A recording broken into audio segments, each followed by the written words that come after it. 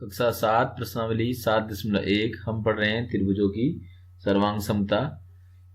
पहला प्रश्न देखते हैं।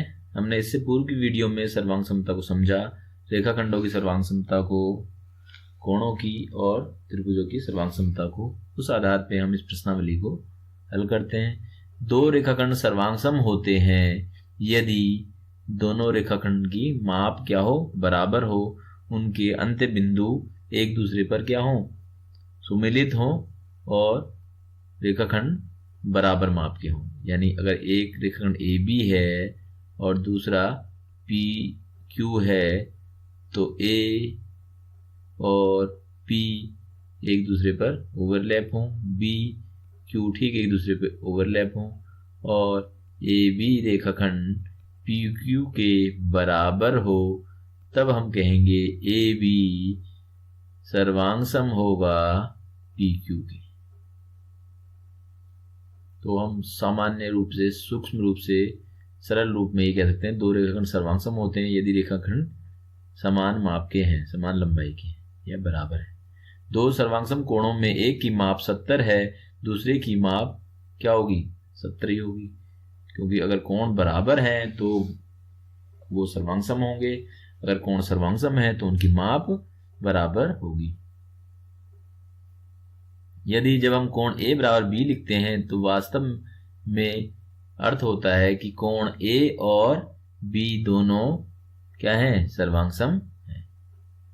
और फिर उसके बाद वास्तविक जीवन में संबंधित सर्वांग सम आकारों के कोई दो उदाहरण दीजिए। तो हमने इससे पूर्व की वीडियो में ही बताया था, जैसे दो ब्लेड हैं वो सर्वांग सम होते हैं। बिस्किट हैं, पार्ले जी की बिस्कुट ही देखें आप तो बिस्किट जो हैं वो सर्वांग समता के उदाहरण हैं। दो टिकट ले सकते हैं हम, डाक टिकट, वो सर्वांग समता के उदाहरण हैं। आपकी पासपोर्ट साइज की जो फोटो है वो, यहाँ पे पासपोर्ट साइज भी और लिखें, वो भी सर्वांग समता के उदाहरण हैं। तीसरा, यदि सुमेलन ए बी सी और एफ ई डी है के अंतर्गत है तो त्रिभुज ए बी सी और एफ ई डी सर्वांग सम है, तो त्रिभुजों के सभी संगत सर्वांग सम भागों को लिखिए। तो यहां पे देखें हम ए बी सी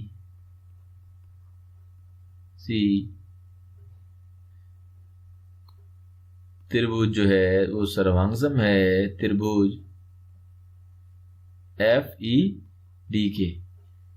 तो एक त्रिभुज में शीर्ष हैं, कोण हैं और भुजाएं हैं, तो इसका मतलब ये ए शीर्ष एफ के सुमेलित होगा, बी ई के और सी डी के, ये एक दूसरे पे ओवरलैप होंगे। इसी क्रम में लेंगे हम बी ई के और सी डी के, इस तरह से हम लिख सकते हैं इनको। तो ये शीर्ष हो गए सब। उसके बाद कोण देखें तो इसी क्रम में हम कोण भी लेंगे। तो कोण ए बी सी बराबर होगा कोण एफ ई डी के। कोण बी सी ए, मैं ए को अब इधर पीछे ले गया हूं तो बी सी ए लिखा है, तो बराबर होगा कोण एफ को अब पीछे ले जाऊंगा ई डी एफ के। इसी प्रकार फिर कोण इस बी को अब इधर ले जाऊं तो सी ए बी बराबर होगा कोण डी एफ ई के। तो इस तरह से हम देख रहे हैं, देखो कोण बी बीच में ये ई के बराबर है, कोण सी डी के बराबर है, कोण ए एफ के बराबर होगा। तो ये इसके कोण हो गए त्रिभुज के, ये भी बराबर होंगे। उसी प्रकार भुजाएं भी देखें हम तो इसी क्रम में लें, ए बी बराबर एफ ई होगा, ए बी बराबर एफ ई रेखाखंड ये बराबर होंगे, और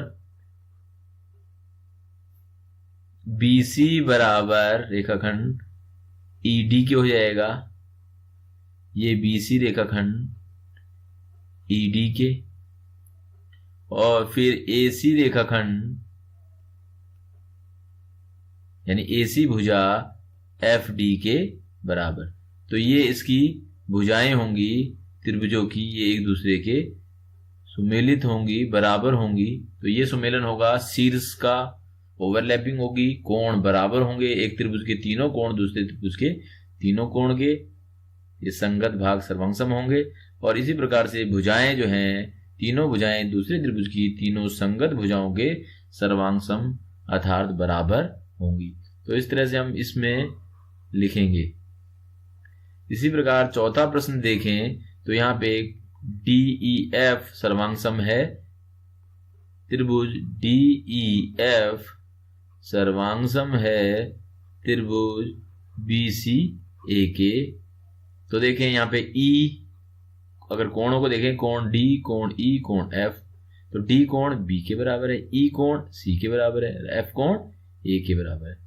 तो E कोण को कैसे लिखेंगे हम, कोण DEF, और यहाँ पे E C के बराबर होगा, तो कोण BCA ये बराबर। तो इसको शॉर्ट में ऐसे लिख सकते हैं हम कि कोण E बराबर कोण C। तो यहाँ पे बताना है ये त्रिभुज दोनों सर्वांगसम है, तो कौन कौन से कोण और भुजाएं उनके संगत बराबर होंगे। तो कोण E के बराबर कोण C होगा। इसी प्रकार इसी क्रम में देखें, EF जो है किसके बराबर होगा, CA के।